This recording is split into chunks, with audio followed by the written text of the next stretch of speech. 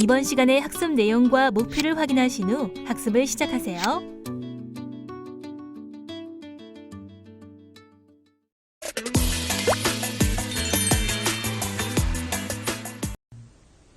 이번 시간에는 태양광 인버터 발전 방향에 대해서 살펴보도록 하겠습니다. 태양광 인버터는 태양광 발전 시스템에서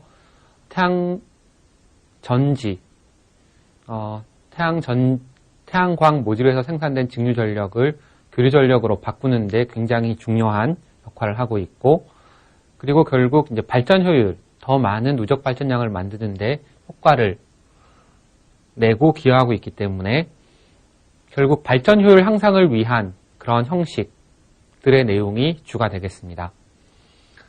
태양광 인버터의 발전 방향을 크게 살펴보면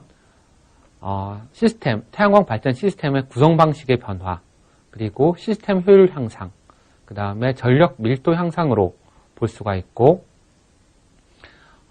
초기 1990년대의 태양광 발전 시스템들은 중앙 집중 방식, 센트럴 방식에서 스트링, 멀티 스트링, 모듈 레벨 방식으로 변화하고 있고, 이러한 변화되는 이유는 발전량을 증가시키기 위한 목적이다라고 생각하면 좋을 것 같습니다. 그리고 시스템 효율 향상은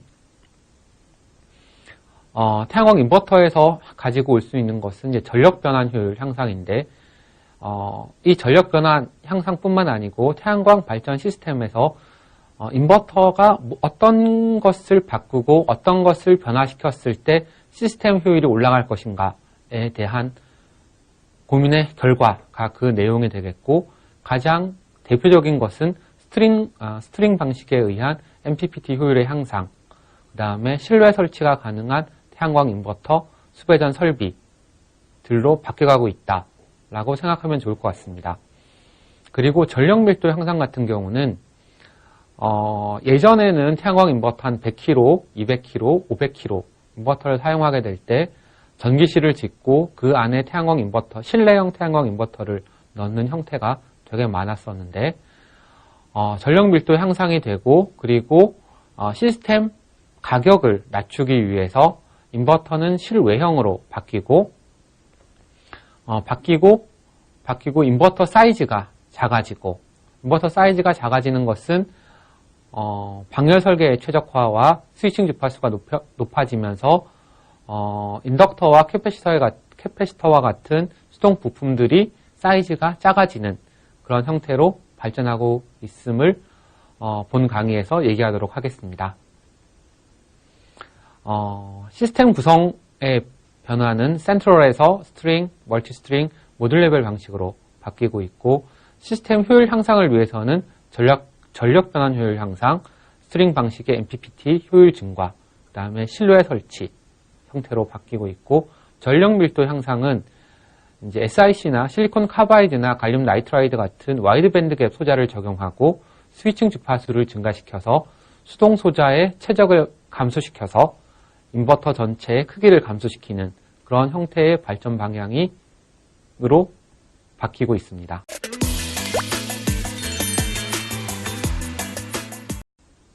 먼저 시스템 구성 방식의 변화를 보겠습니다. 이 내용은 2005년 알보고 대학의 프레디 교수가 예견한 것으로, 그때는 센트럴이 과거, 스트링이 현재, 멀티 스트링이 미래, 멀티 스트링, 마이크로 인버터, 파워 옵티마이저.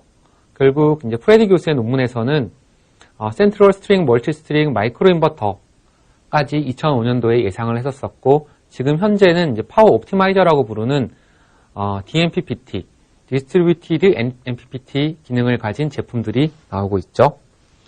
이 내용을 조금 살펴보면 결국 프레디 교수가 예상한 센트럴에서 스트링으로 가고 멀티 스트링으로 가고 마이크로 인버터로 가는 것에는 하나의 경향성이 있는데, 어떤 경향성인가 하면 MPPT 수가 많아진다는 것입니다.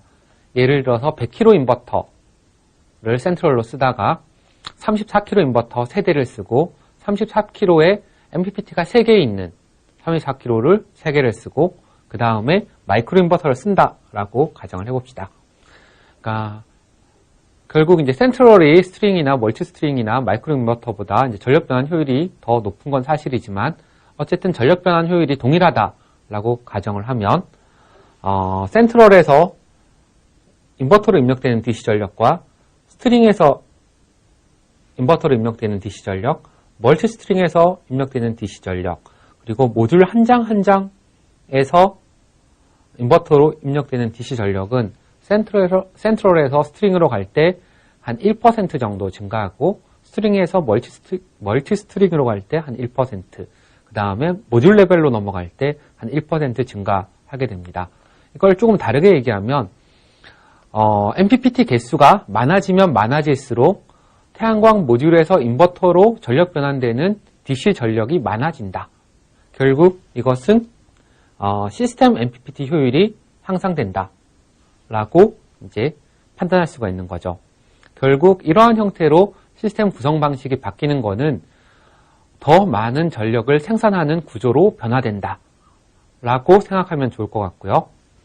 그 다음에 이제 요즘 제품화되고 있는 이제 파워 옵티마이저, 이거는 회사의 제품명인데 태양광 모듈 한 장에 DC-DC 컨버터를 계속 달고 그리고 나서 이제 계통 연경 인버터를 쓰는 방식, 이런 방식들이 이제 파워 옵티마이저 방식이고 이것을 이제 DMPPT라고 얘기하는데 2007년 기준으로 그 전까지는 이제 미국의 마이크로 인버터 시장이 훨씬 더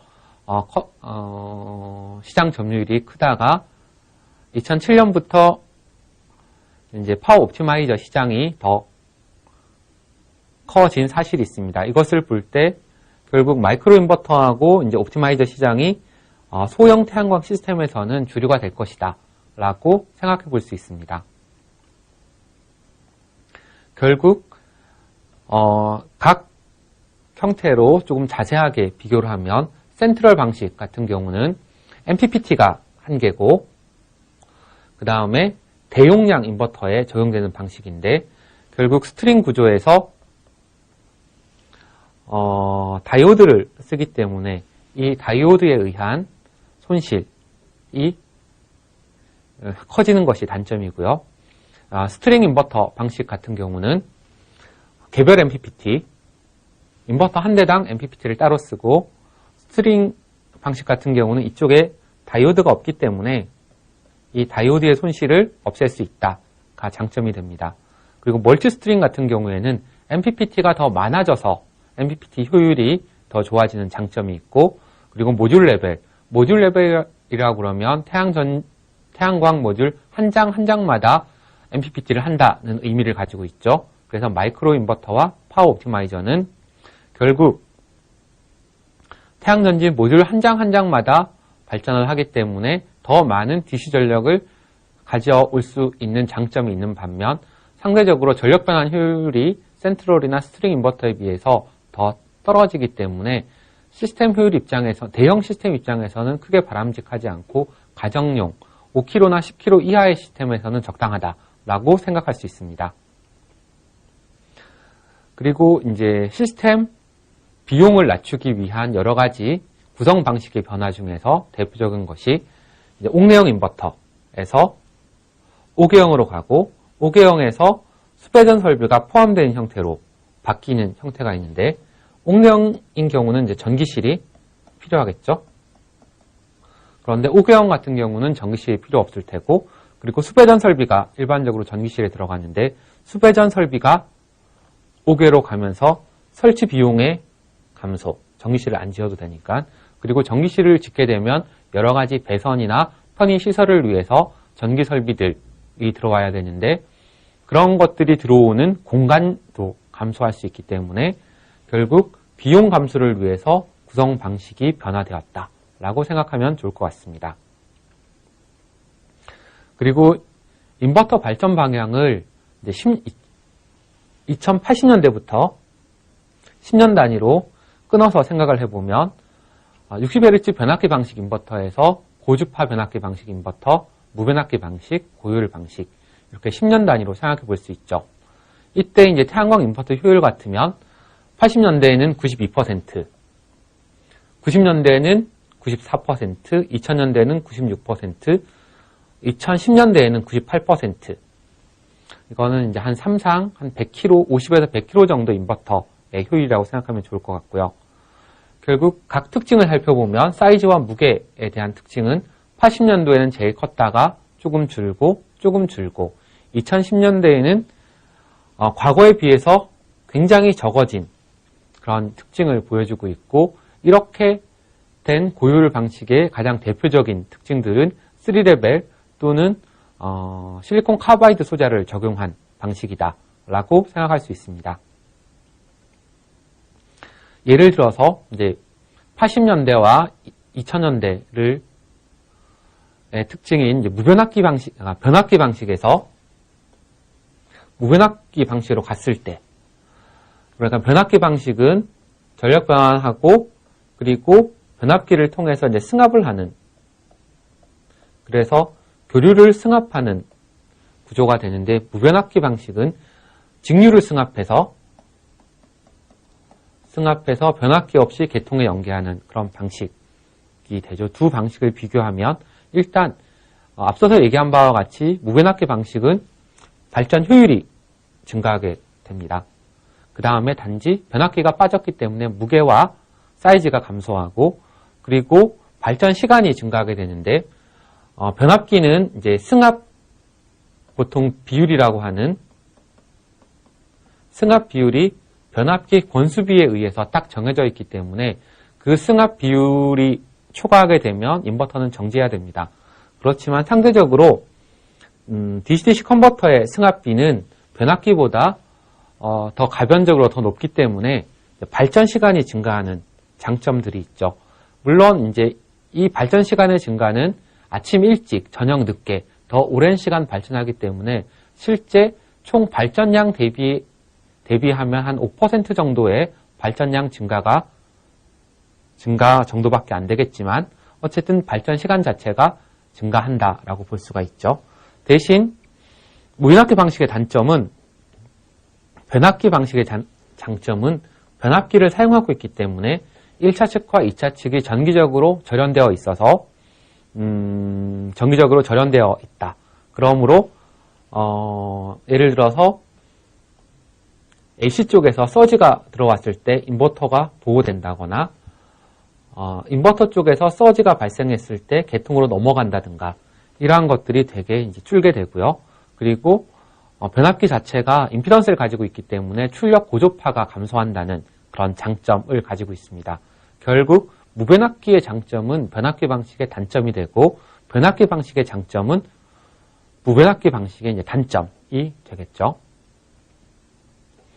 결국 이제 모듈 레벨 방식의 하나의 예를 들면, 이제 스트링 방식에서 태양전지 모듈 한 장의 그림자가 되면 각 모듈당 발전하는 전력은 전체적으로 50% 정도 감소하게 되지만, 이제 모듈 레벨 방식이 되면 각 모듈마다 전력 변환을 해서 전력을 생산하기 때문에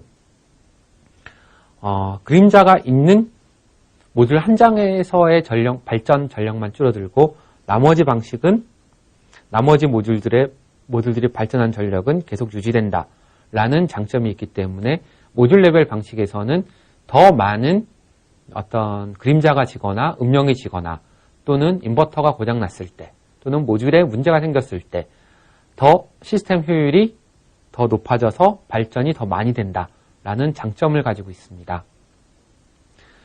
2011년도에 이제 텔아비브 대학의 도론 교수의 자료를 보면 2011년도 이렇게 되게 중요하죠. 왜냐하면 이제 가격이 정해져 있으니까 2011년 기준으로 센트럴 방식하고 옵티마이저하고 센트럴 인버터를 쓴 방식, 그 다음에 마이크로 인버터를 쓴 방식을 비교를 하면 센트럴 인버터의 에너지 효율은 82% 정도, 그 다음에 옵티마이저하고 센트럴 인버터를 쓴 것은 한 93% 정도, 마이크로 인버터는 95%가 넘는다.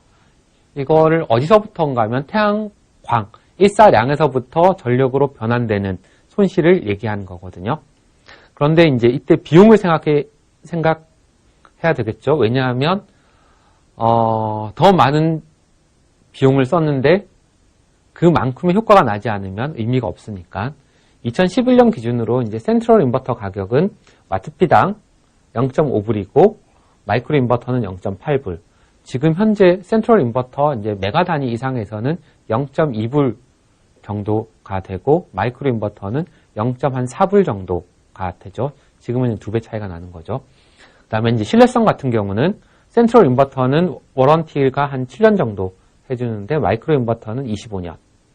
그리고 안전성 같은 경우는 마이크로 인버터는 태양전지 모듈을 직렬로 쌓아서 하기 때문에 굉장히 높은 직류 전압이 인버터에 가해지는 데 비해서 마이크로 인버터는 이제 모듈 한 장에 대한 전압이 가해지기 때문에 되게 낮은 전압, 일단은 100V 이하의 전압이 가해지죠. 그리고 최적화 레벨은 센트럴 인버터는 스트링 또는 어레이인데 비해서 마이크로 인버터는 이제 모듈 레벨이다라는 장점이 있죠.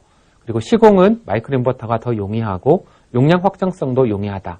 그런데 마이크로 인버터는 결국 비용적인 측면에서 더 비싸기 때문에 대용량 발전소에서 보급되는 것은 한계가 있고 가정용 소형 시장에서 되게 적합하다라고 판단하고 있습니다. 그리고 시스템 효율을 높이는 여러 가지 방식 중에서 이제 3레벨 방식이 있는데 3레벨 방식은 뉴트럴 포인트 클램프 다이오드를 사용하는 MPC 방식과 그 다음에 T자처럼 T자가 옆으로 누워있는 것처럼 생긴 T타입 방식이 있죠. 그래서 이제 스위칭 손실 같은 경우는 IGBT에 가해지는 전압이 여기 가해지는 전압이 결국 2레벨에서는 이제 여기가 VDC고 요만큼이 2분의 VDC니까 IGBT에 가해지는 전압이 VDC 전압이 가해지는 게 아니라 2분의 VDC가 가해지기 때문에 결국 손실은 전압과 전류의 곱으로 나타나는데 똑같은 전류가 흘렀을 때 걸리는 전압이 낮으면 당연히 손실은 감소가 되겠죠. 그 다음에 또 다른 손실은 또 인덕터에 전압이 걸리면서 인덕터에 열이 나면서 손실이 발생하게 되는데 이것도 마찬가지로 열을 발생시키는 것은 전압과 전류의 곱에 의한 전력이 발생하고 그리고 전류에 의해서 손실이 발생하는데 이것도 인덕터에서도 걸리는 전압이 VDC에서 2분의 VDC로 줄기 때문에 인덕터 손실도 감소하게 되죠. 그래서 3레벨 방식은 현재까지 상용화되어 있는 두 가지 MPC, T타입 방식이 인버터 입장에서 전력 변환 효율이 0.5%에서 1% 정도 효율 향상을 생각할 수가 있고 태양광 인버터의 이제 인버터 모드에서는 스위칭 주파수 15kHz 기준으로 15kHz보다 스위칭 주파수가 낮을 때는 T타입이 효율이 더 좋고 스위칭 주파수가 15kHz보다 더 높을 때는 MPC 방식이 효율이 더 좋다라고 알려져 있고 이러한 형태로 태양광 인버터들이 제작되어서 시스템 효율 향상에 기여하고 있습니다. 그 다음에 또 효율을 높이는 여러 가지 방법 중에 하나가 SiC나 실리콘 카바이드나 갈륨 나이트라이트 같은 와이드 밴드 갭 투자를 사용하는 방법이 있죠. 그래서 실리콘하고 실리콘 카바이드하고 갈륨 나이트라이트하고 특성을 비교해 보면 실리콘하고 갈륨 나이트라이드는 일렉트론 모빌리티가 실리콘에 비해서 더 크기 때문에 그러니까 더 빠른 더 스위칭 주파수를 높일 수 있다라는 장점이 있고 SiC 같으면 서멀 컨덕티비티 그러니까 열 전도도가 더 높고 그리고 녹는 점이 훨씬 더 높기 때문에 더 높은 온도에서 그러니까 더 높은 온도에서 이제 동작할 수 있다라는 장점을 가지고 있죠. SiC 같은 경우는 이것에 예를 드는 하나의 이제 그림이 됩니다. IGBT가 이제 오프되어 있다가 온되는 구조고 그리고 온되면서 이제 컬렉터 전류가 증가하게 되죠. 그런데 실리콘 웨이퍼 베이스하고 실리콘 카바이드 웨이퍼 같은 경우에 실리콘 다이오드 같은 경우는 다이오드 전류가 흐르다가 역방향으로 갔다가 올라가는 현상, 보통 이거를 리버스 리커버러리라고 얘기하고 역회복 특성이라고 얘기하는데, 역회복 특성 때문에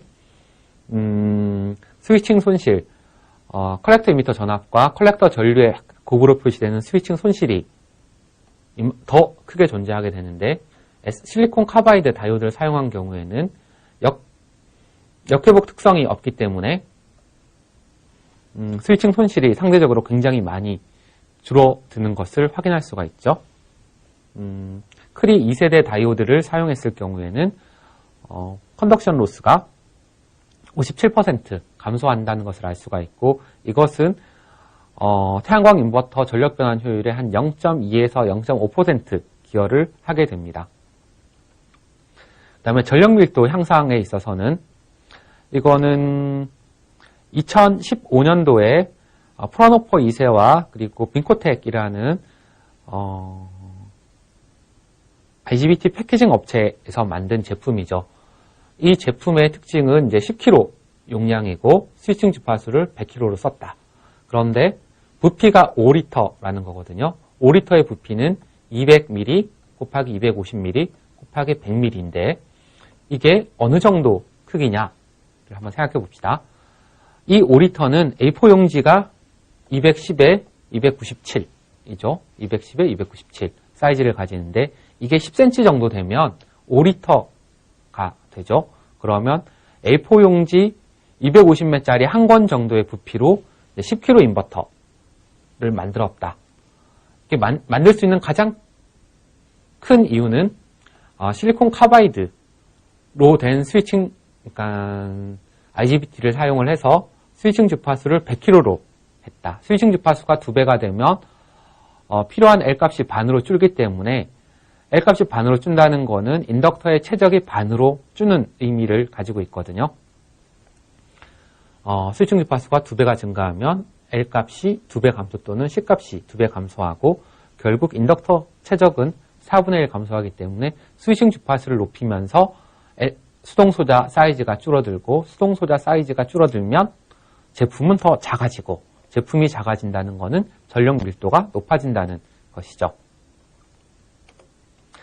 그리고 이제 전력 밀도 향상을 위해서는 방열 설계 최적화가 꼭 필요합니다. 왜냐하면 예전에는 실제 제품을 만들어 보고 열이 얼마나 발생하는지 그리고 열이 충분히 방열되는지를 실험을 통해서 확인을 했었죠. 그리고 혹시 내가 실험 못한 경우가 있을 수 있기 때문에 항상 오버스펙으로 과사양으로 이제 과설계를 해서 제품을 더 크게 만들고 더 완벽하게 만들고 있었는데 요즘에는 이제 이러한 방열 시뮬레이션을 통해서 방열 시뮬레이션을 통해서 물론 이제 실험은 하게 되지만 시뮬레이션을 통해서 방열 설계를 최적화하게 되고 그 다음에 상용 알루미늄 방열판만 사용하는 것이 아니라 더 최적화된 소재의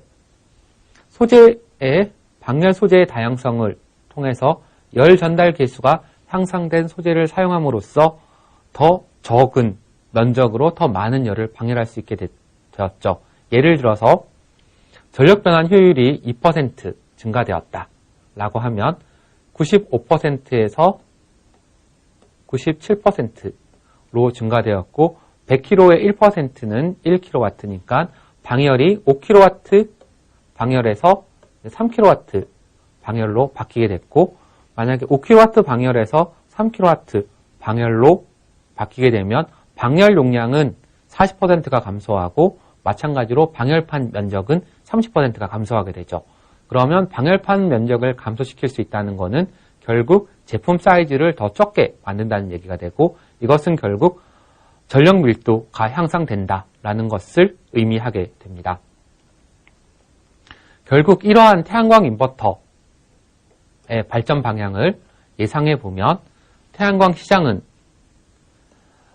2010년도를 기준으로 해서 급속히 성장하고 있고 태양광 인버터 가격은 경쟁사들이 계속 생기면서 지속적으로 급격히 감소하고 있죠.